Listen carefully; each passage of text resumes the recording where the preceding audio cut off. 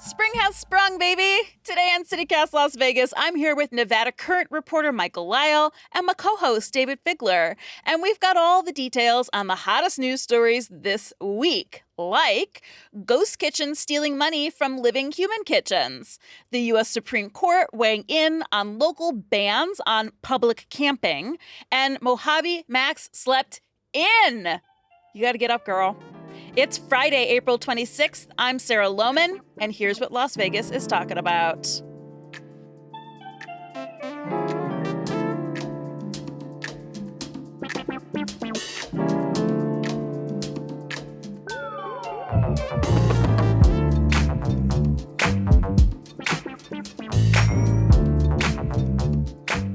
Hey, before we get started, CityCast Las Vegas just broke a story about a review of The Boring Company by Clark County.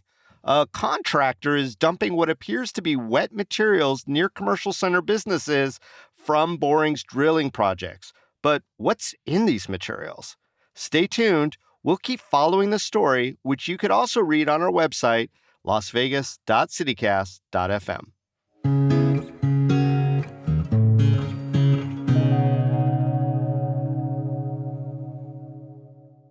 Good morning, gentlemen. Good morning. Let's get into it. Yeah. This is an interesting development. There are ghost kitchens in Las Vegas, and Uber has actually paused what they call virtual kitchens, so the same thing, applications to combat these virtual/ghost kitchens, naming themselves after popular Vegas restaurants that aren't on Uber Eats. That's the gist of it. MJ, please lay it all out for us. Yeah. So imagine being a restaurant owner and someone calls you and is like, hey, I saw this item on Uber. Can I ask about it? And you're like, wait a second, girl, I'm not on Uber. And you realize, I'm not on Uber. Holy crap.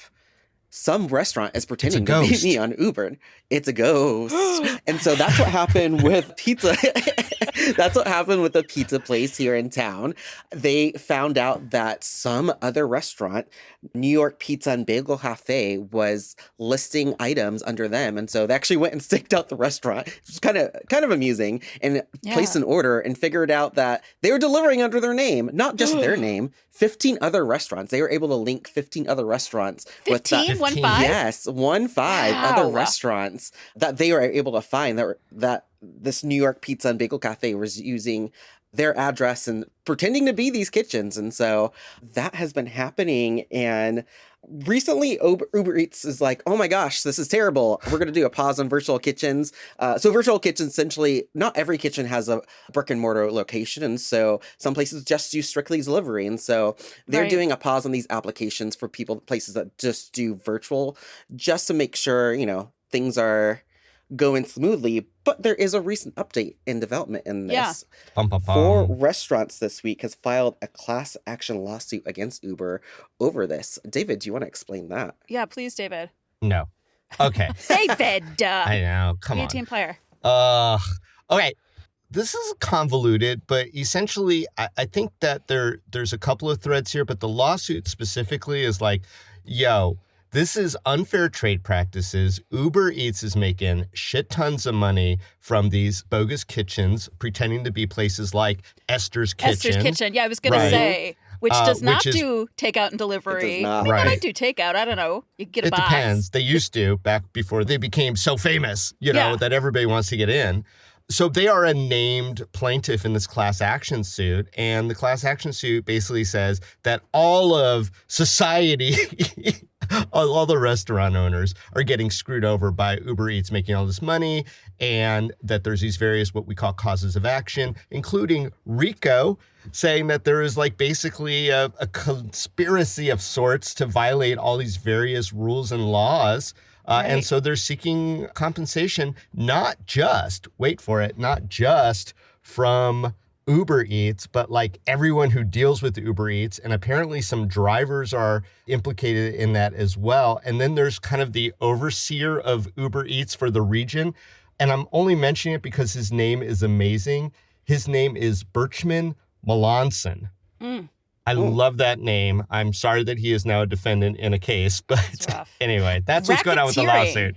Racketeering is one of the charges. It feels very old school Vegas. Very old school. I just want to make clear as well that the ghost kitchens themselves, like the concept is not a bad thing. No. It just means that it's a restaurant that operates solely on the delivery apps out of a commercial kitchen space. They just don't have a brick and mortar. So other cities are taking advantage of it. Well, it's brick and mortar. It's just not theirs. It just doesn't have a storefront. I guess that's what I mean. Yeah. So other cities are taking advantage of this in the same way that like food trucks used to, where you can start a food business without having a lot of cash to like rent a space or buy a space, that you can start making and selling the food first. You know what I mean? Yeah. So Right. they're not a violation. They're actually pretty common. Some of the food can be amazing. The issue here is that they're pretending to be extremely well-known restaurants in Las Vegas. So how do we think in this case that that Ghost Esther's Kitchen and Ghost Pizza Place, now I'm suspicious. I was on Uber Eats last night and I saw that there was a Pizza Rock in Henderson. And I was like, there's not a Pizza Rock in Henderson. There is a Pizza Rock in Henderson. Okay. But how do we think that these ghost kitchens named after these famous spots are going to affect the real restaurants? Well, that's why they filed a lawsuit. They think it affects them a lot. I think this goes back to the overarching questions of food delivery apps. Let's be real. I use food delivery apps because they're convenient and I'm lazy sometimes. But it does take a drain a lot on restaurants. And so it has this overarching questions of like, are there better ways for you to do food delivery or actually support restaurants? And so two things. If you're uncertain if this restaurant exists, or if you actually really want to know if this is what the best thing for restaurants is to deliver, call the restaurants before you place your delivery and see if they actually offer a service. Maybe they do, and then go from there. I will say, even though this is kind of a Vegas central story, I don't know if y'all watched Last Week Tonight with John Oliver, but he did a whole thing a few weeks ago about food delivery apps, and they talked about in DC there was 1,000 restaurants that they found that were on Grubhub that weren't registered on Grubhub, so people were placing orders on the app, and drivers were going in and picking up at those restaurants and then delivering them, even though they weren't connected with the restaurants. And so this is a huge issue. This is a really good point,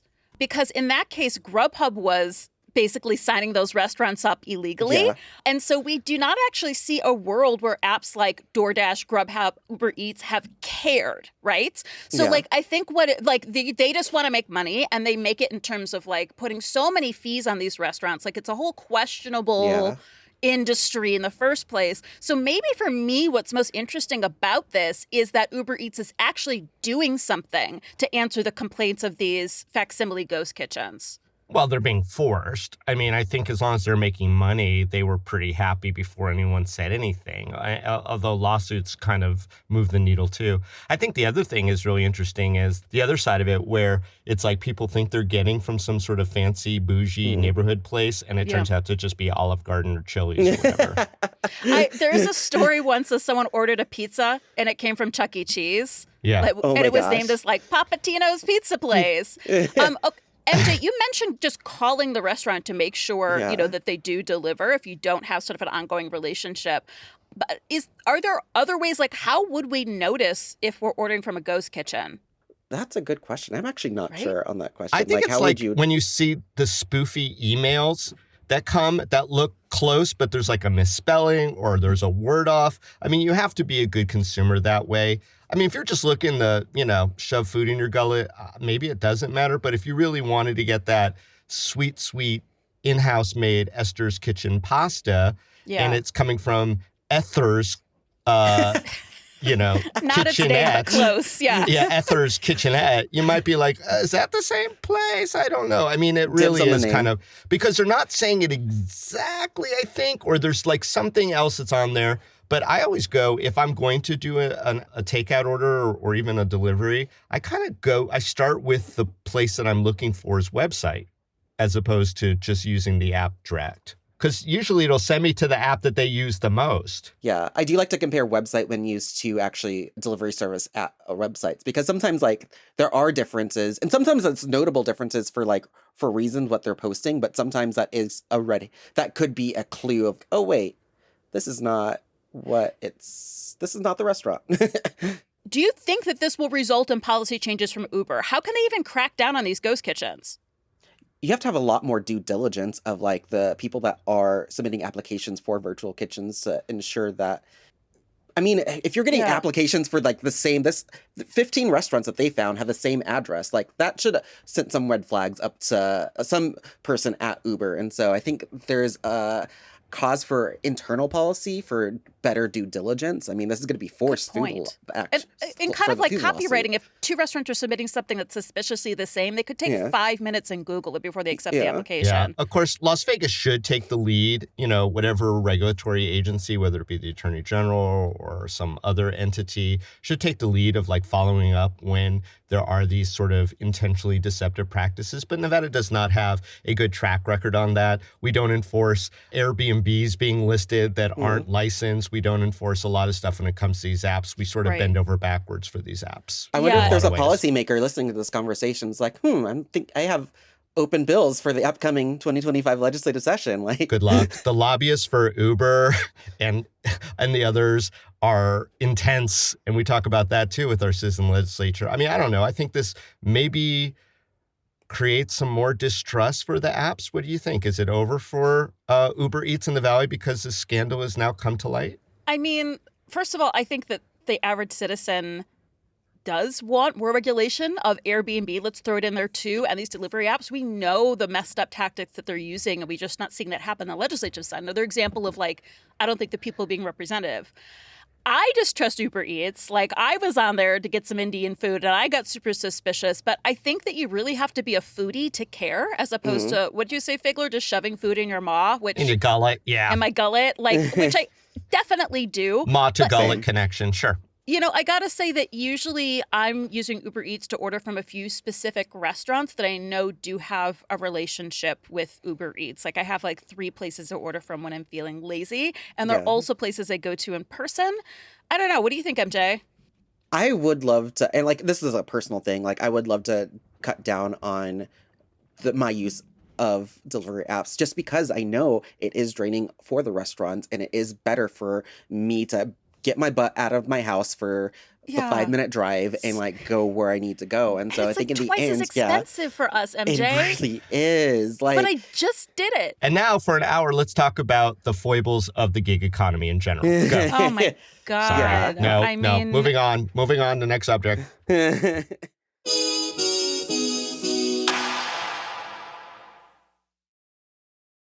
So moving on here, the Supreme Court is hearing a case from the Ninth Circuit Court of Appeals, that oversees Nevada, that struck down a law banning camping in public places, which is public camping is code word for being unhoused. So Figler, can you explain?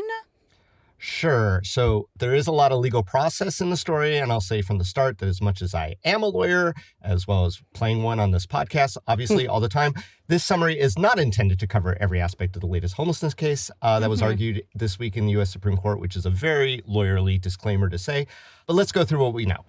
Homelessness is surging throughout cities, especially here in the West. Right. So cities like Las Vegas, Henderson, and even Reno have all passed laws essentially making any sort of sleeping outdoors unlawful when shelter beds are available, resulting in fines and potentially jail time instead of, building housing for the homeless. But in 2018, the Ninth Circuit Court of Appeals, as you mentioned, which is that big federal court that oversees states like Nevada, ruled it was cruel and unusual to do these bans because it violates the Eighth Amendment to the Constitution.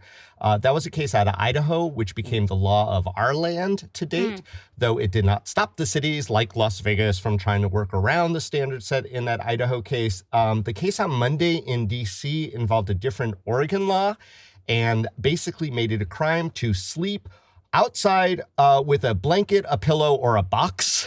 A lot of cities are watching this case, including Las Vegas. The argument in court on Monday was complicated. It was deep. It got dark at times. The liberal justice called the ability to sleep a human necessity that shouldn't be punished. The conservatives thought that this is, if you'll pardon the pun, too much of a blanket rule that interferes with health and safety of everyone else. And a couple of slightly less but still very conservative judges were kind of like, how do these bans help anyone? There was a lot of talk about shelters and how they work or don't work, basic rights, status versus conduct, and of course, human poop. Sure. I mean, can I just say, though, that no one's hurting me while they're sleeping, 1.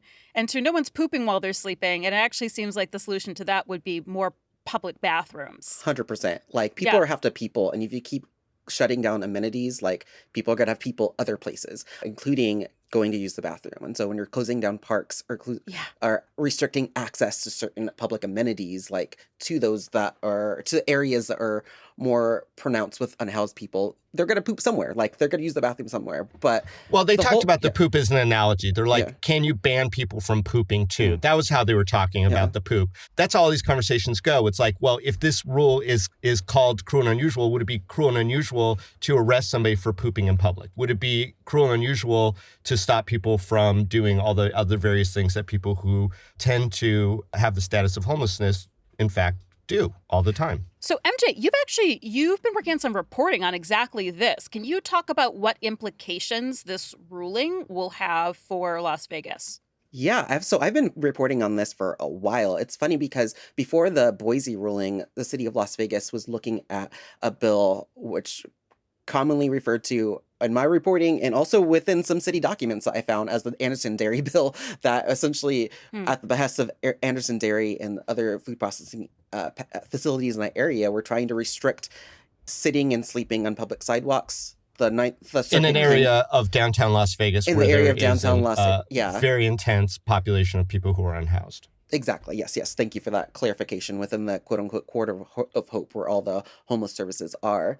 But the ruling happened in 2018, and so they got rid of that ordinance. And then a year later, they came back with a really fine-tuned wording of, okay, we're going to restrict sitting and sleeping when there are shelter beds available. And so since that ruling, we've actually seen multiple cities in Henderson and Northern Nevada, Washoe most recently, that have had restrictions on the way people sleep, whether it's sleeping in cars on public property, camping outright. And so even despite these rulings saying you can't do this because it's cruel and unusual, they have found ways to kind of fine-tune their language to like, okay, if shelter beds are available at this outdoor facility that we have, then I guess it's fine to keep this law. And so that hasn't really been challenged. And so I do wonder if the Supreme Court strikes this lower court ruling, how broad these ordinances could be, or how broad the scope of criminalization could be, because they're already doing this.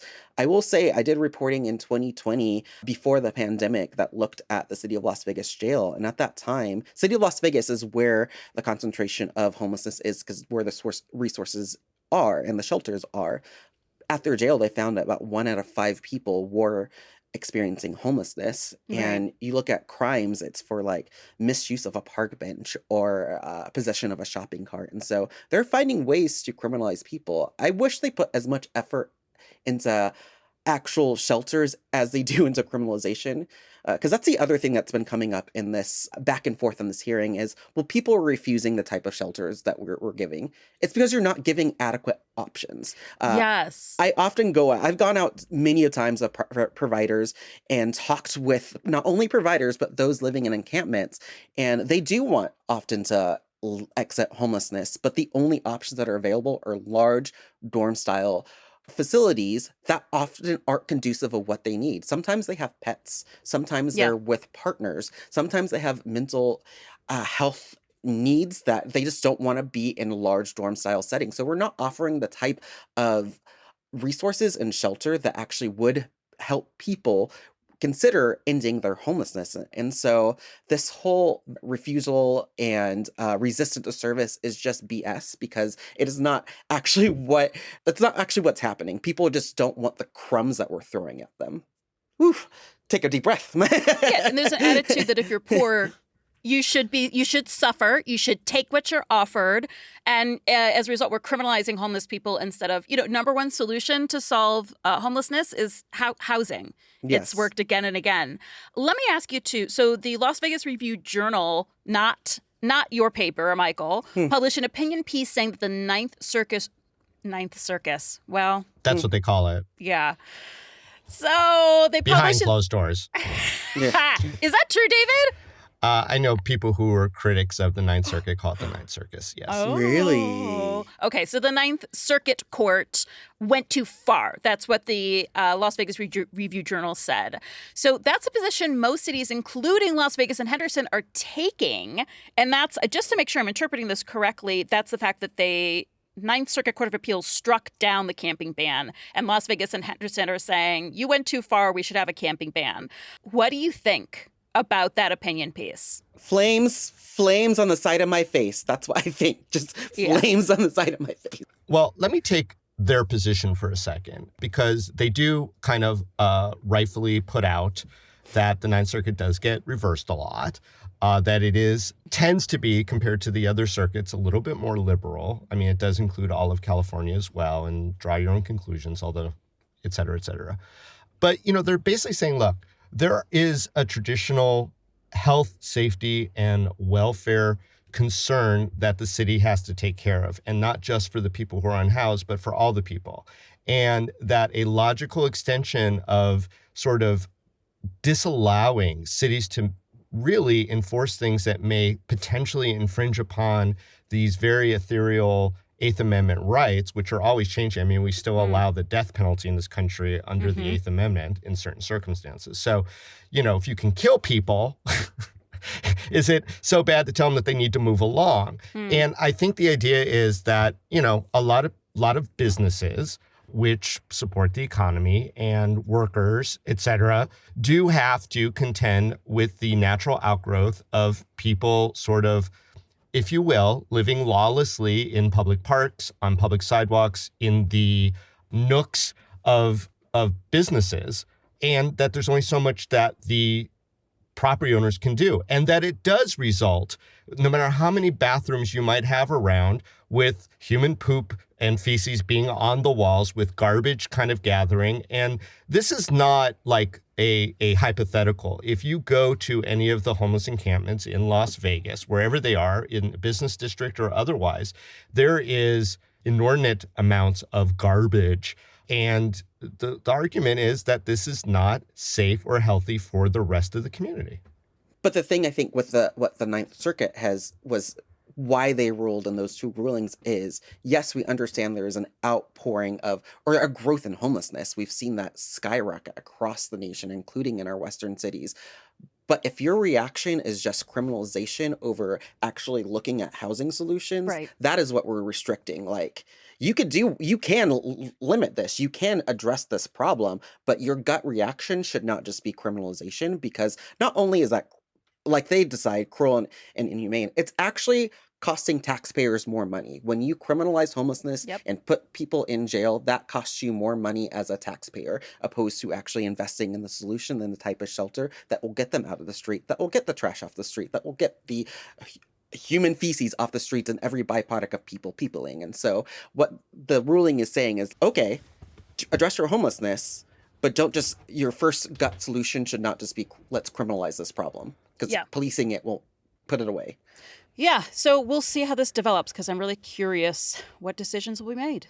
Oh, they're overturning those rulings. Like, I'm calling it right now. It's unfortunate and it's sad. But this, I don't know. You know what's really funny, MJ, is Kavanaugh, of all people, was asking the right questions. I mean, you got Sotomayor saying, so are you saying it's okay to just kill homeless people? I mean, she was going for it, right? Oh, she said, like, what should they do? Should they just kill themselves? Yeah. Right. Are you going to arrest babies who are sleeping in blankets? Because that's what this ordinance also covers. They were like going for it. But Kavanaugh was asking like right questions, like literally, like your ban doesn't do what you think it does it? I mean, it's, Barrett and Kavanaugh might be the weird swingies here. I don't know, MJ. I would love to be wrong. I would be happy to be wrong. They might do it. There might be an out where they say it's not cruel and unusual, but that individuals who are cited can prove a necessity to be out there on the street, and do that on a case by case, which would also be very shitty and very hard and burdensome for those who are charged or arrested. But I think that might be the compromise here. So we'll see. Well, we are a betting city, so if the two of you want to put some money on it, I mean, I would love to see MJ lose that bet in this case. I would love to and that lose it doesn't that get bet overturned. too. Yeah, I think they don't. I think they uphold the ban, but not on constitutional grounds. So lastly today, speaking of betting, we had a friendly office pool on when Mojave Max would finally emerge, which my girl finally did it on Wednesday of this week. Okay, so Mojave Max, as I'm sure you and most people... Who won our pool? Who won our pool? I'm going to get there, David. It wasn't you, and it wasn't me. And I don't think MJ put a bet in. Hang on. I didn't know about this. It's a great reveal. It's a great reveal. We'll do it again next year. Okay, so Mojave Max lives at the Springs Preserve, and this is like our local groundhog, right? When Mojave Max, desert tortoise, cold-blooded creature, finally comes out of their burrow, we know that it is especially springtime. I mean, basically summertime at this point. We're now getting up into the 90s.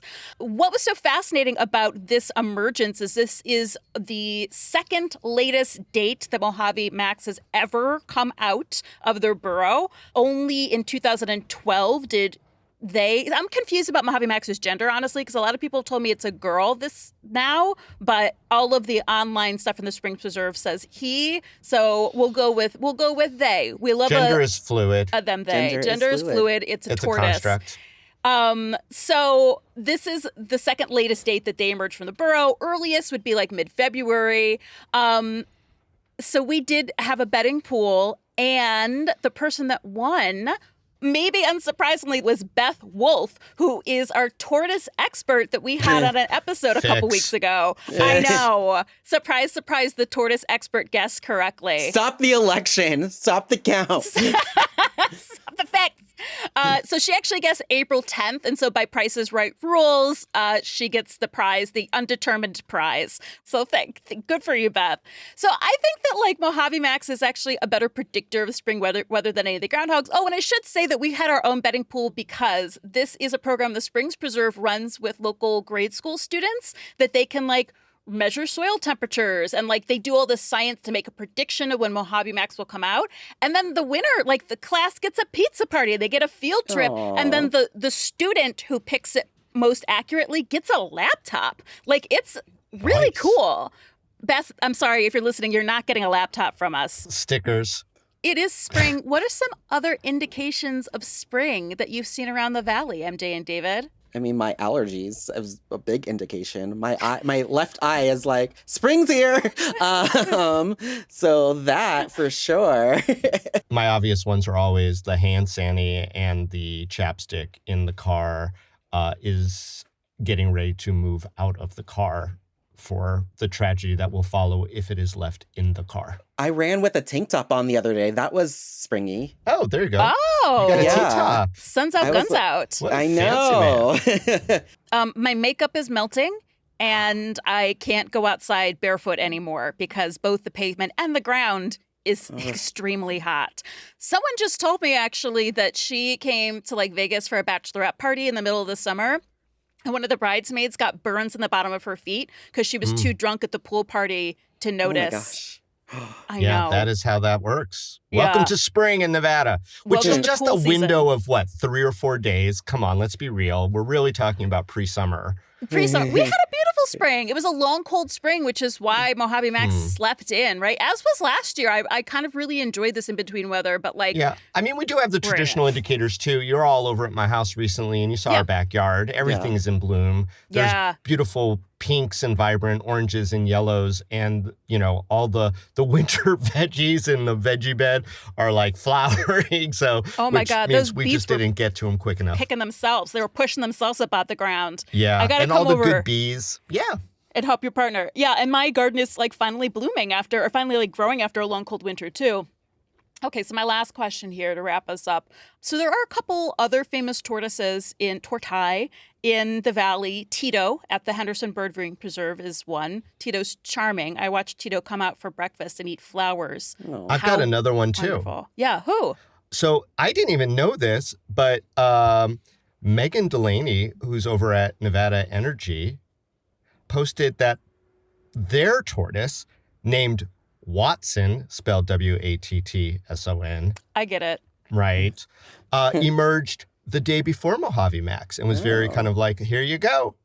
No, Beth Wolf, tortoise expert, she told me like a month ago that there were other active tortoises already roaming around, both by her and Henderson and at Red Rock and Springs Preserve. So seriously, my girl took a nap. I thought there was some sort of collusion going on. I thought there was definitely like something's not right about this. Maybe RICO actions here, racketeering. Maybe she was like, I know what's going on out there. I'm not going. Like, too much. No, she slept. She was worried about the homeless ban because She sleeps It's sleeping outside. She sleeps Yeah. outside. We're criminalizing tortoise. Not to diminish that the homeless bans really do affect real people. Listen, but back to tortoises. If you got a chance to name a desert tortoise, what would you name it? I'll start us off then while you ponder. I've been thinking Deborah is a funny tortoise name, like Deborah Desert Tortoise. Nice alliteration. But there was a Galapagos, like a giant tortoise that lived on 8th Avenue in Manhattan. The tortoise is probably still alive. I don't think the tortoise's owner is still alive, but they would take walks down 8th Avenue together. They must have lived in an elevator building. Anyway, that tortoise, this is real. There are photos, not just a fever dream of mine. That tortoise was named Shoo Shoo, which I assume is like shoe, like the French. Like cabbage? Pet name, like cabbage. So the tortoise's name was Cabbage or Shoo Shoo. And I think that's a great name. And even though I saw the photos my friends took of Shoo Shoo like 12 years ago, I think of Shoo Shoo probably once a day. So I think I might name like a local Shoo Shoo. I mean, I'm still on Birchman Melanson as a great name for anything. So I would name my tortoise that. But my apologies to this gentleman who I do not know. And it's not a funny name. Sorry it's to a this very man. strong name. Yeah, it's like, I think they'd be honored. It's a mouthful of a name. You could come and visit and take photos together. Yeah, absolutely. I don't know. I mean, I would go with like maybe just Sandy. If I'm going to go French, I don't know, just Pamplemousse because I love Pamplemousse. Sure. I'm trying to think. We don't have to go French just because I introduced it, but sure. Well, you tortoise is did, French. and Pamplemousse is one of my Pamplemousse. favorite French words. So Pun, Sandy, but as I think a great name is Birchman. yeah, Birchman. Great name. MJ, what do you think? I've been trying to think of like something with alliteration, and like the only one is like Vicky Vegas, but that's not like. No, I know I'm gonna name her Nomi Malone. Nomi Malone. Oh my God. Nomi Malone. I'm That's naming her Nomi Malone. That's it. After the lead character Oh my God, in Layla. Showgirls. Layla just wrote, "Who is that?" in the document. Our Showgirl. young Oh Gen my Z God. producer, Layla Mohammed, I'm calling you out. You don't Live know on me. air. Just you kidding. don't We know edit me, this. Layla. We got to have a Showgirls watching party. We have to have a review. We got to get next time it's at the Beverly group outing. I'm all over it. It's one of my favorite movies. I think Nomi Malone the tortoise would enjoy brown rice and vegetables. Yeah. Oh, that is exactly what Nomi Malone the tortoise wants. And you know someone's going to knit a little Versace sweater for her. But I don't think the tortoise has the limberness to be able to do the famous The dance moves? moves. Oh, Although they're that often tortoise can do topless. choreography. Okay, And we're they just going probably down the wouldn't rabbit fall hole. down the stairs. I The love tortoise it. hole. I love that Nomi Malone. That's my favorite tortoise name now. Well, I have never the tortoise hole. We're going down the tortoise burrow on this one, y'all. So let's wrap it up. Gents, thank you so much. I'll see you again soon. Thanks for having Sounds me. fun.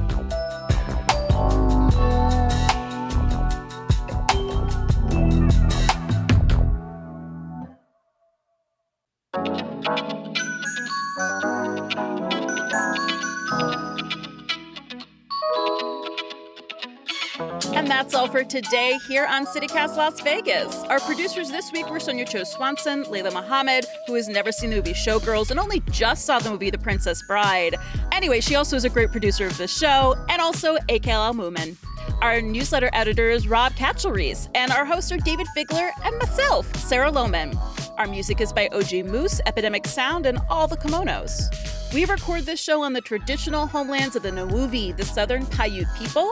And if you enjoyed this show, why not tell a friend, rate our show, leave us a review, and subscribe. Smash that like button to our morning newsletter. We'll be back Monday morning with more news from around the city. Take care.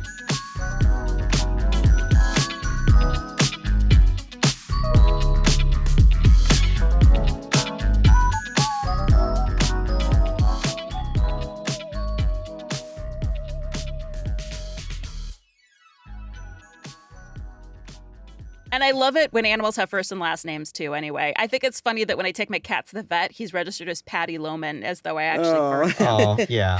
How about Mitch McConnell? That's a good name for a tortoise. Oh, there's got to be tortoises out there named Mitch McConnell already. There are. I know there are.